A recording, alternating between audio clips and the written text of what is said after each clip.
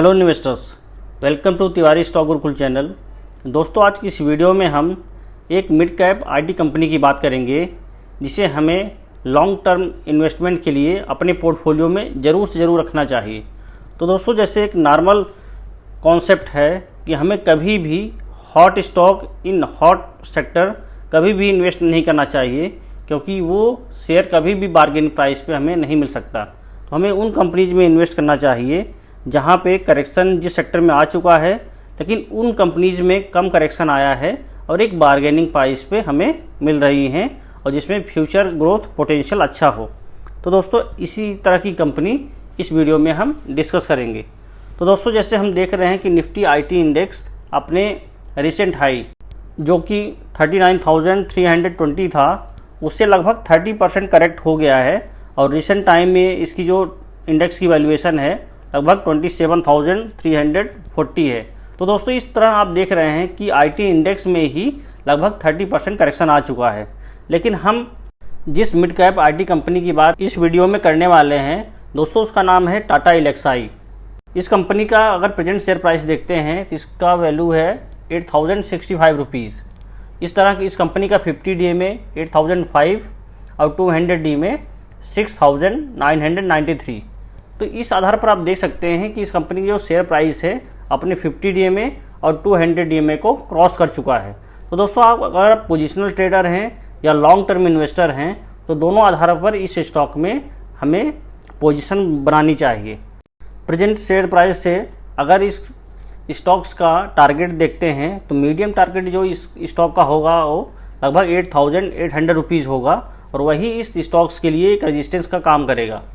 तो अगर इस कंपनी का शेयर प्राइस 8,800 रुपीज़ क्रॉस करता है तो इसका जो नेक्स्ट टारगेट होगा दोस्तों, इसका 52 वीक हाई होगा जो कि लगभग है 9,420। तो अगर हम इस कंपनी में पोजीशन इस शेयर प्राइस पे बनाते हैं तो इस कंपनी की जो शेयर प्राइस में इसका मीडियम टर्म में जो गेन आ सकता है लगभग 10% का गेन हो सकता है और यहीं लॉन्ग टर्म में इस कंपनी के शेयर प्राइस में 1 से 1.5 साल के अंदर लगभग 17% का गेन हो सकता है। दोस्तों, अब हम इस कंपनी के बारे में जान लेते हैं। यह भारत की one of the leading service provider company है जो डिज़ाइन और technology services across the industries including automotive, media, communication, health care जो इंडस्ट्रीज होती हैं उनको प्रोवाइड करती है। टाटा एलेक्साई एक इंटीग्रेटेड सर्विस प्रोवाइडर कंपनी है जो कि research, strategies, electronics, mechanical design, software development, software का वैलिडेशन और उसका डिप्लॉयमेंट और जिसका सपोर्ट जो है इसके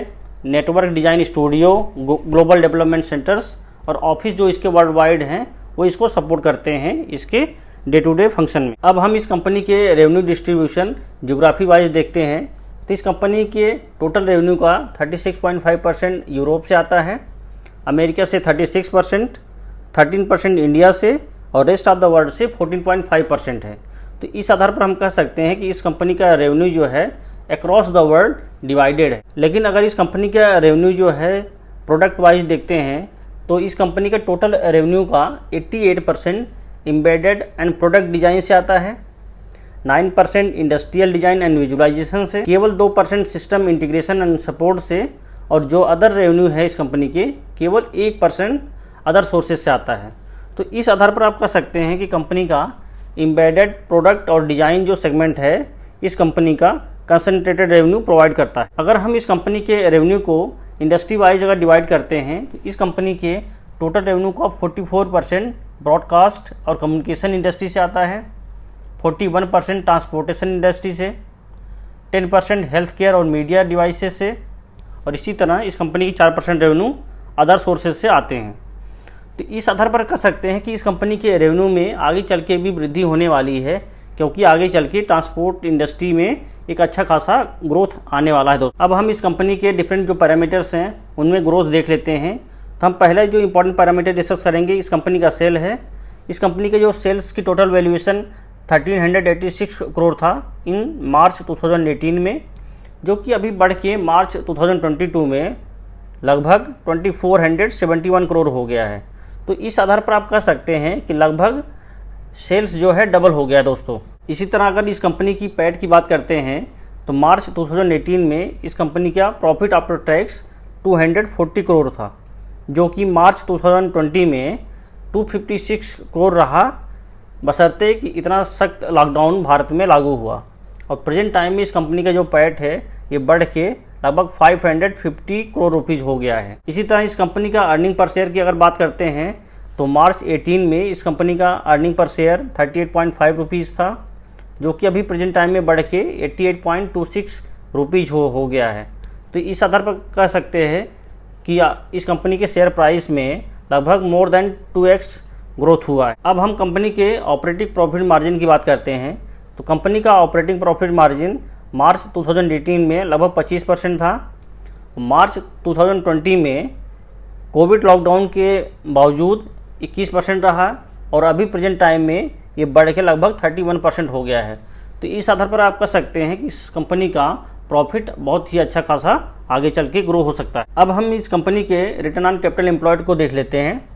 इस कंपनी का रिटर्न ऑन कैपिटल एम्प्लॉयड 57% था इन मार्च 2018, जो कि कोविड लॉकडाउन के कारण मार्च 2020 में रिड्यूस होके 35% हो गया था। लेकिन अब धीरे धीरे इसमें ग्रोथ हो रही है और मार्च 2020 का ROC इस कंपनी का 48% हो गया है दोस्तों। तो इस आधार पर आप कह सकते हैं कि कंपनी का ROC में जो इम्प्रूवमेंट है वो अपने प्री कोविड लेवल पे आने वाला है। दोस्तों अब इस कंपनी के शेयर होल्डिंग पैटर्न को देख लेते हैं।